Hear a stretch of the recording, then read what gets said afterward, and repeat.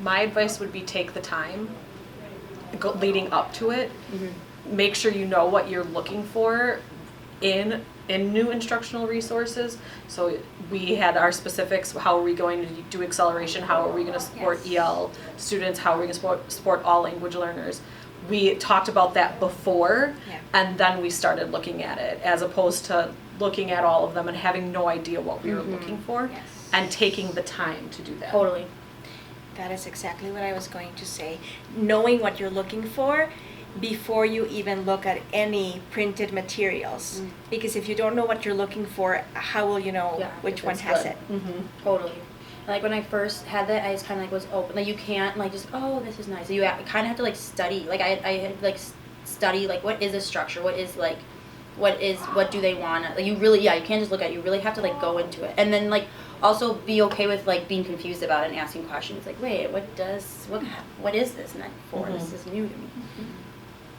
Yeah, kind of building off that, just not to be afraid to try something new, or something that pushes you.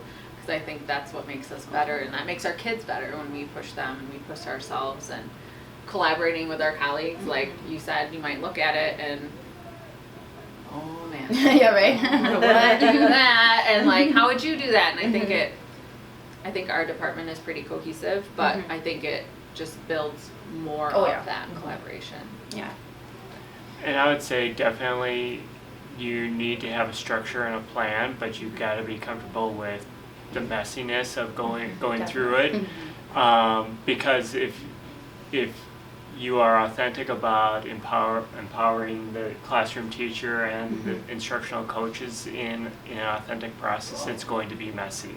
So you have to have a plan and a structure that you can share out and say this is kind of where we are on a roadmap, which I think we have, but we've been consistently responsive and flexible in trying to meet the needs as they arise. So in that part, it's really messy. So Yeah, and it's going to be messy for Right. Yeah. And then what we talked about before is knowing what supports you're going to implement throughout the process. Yes. And not just being like, okay, now we have a curriculum, now we have to develop these supports, at least having the steps along the way. Alongside. So like I will email the math department, let me know when you want me to come in, when you're piloting, so that I can support them even while they're piloting, not just when they're actually implementing a new curriculum. So And you never know where the good ideas are going to come from. That's right. Like Shelby took the initiative of saying, hey, here are some questions I have, let's share it out with the rest of the math teachers, and let's have a common doc so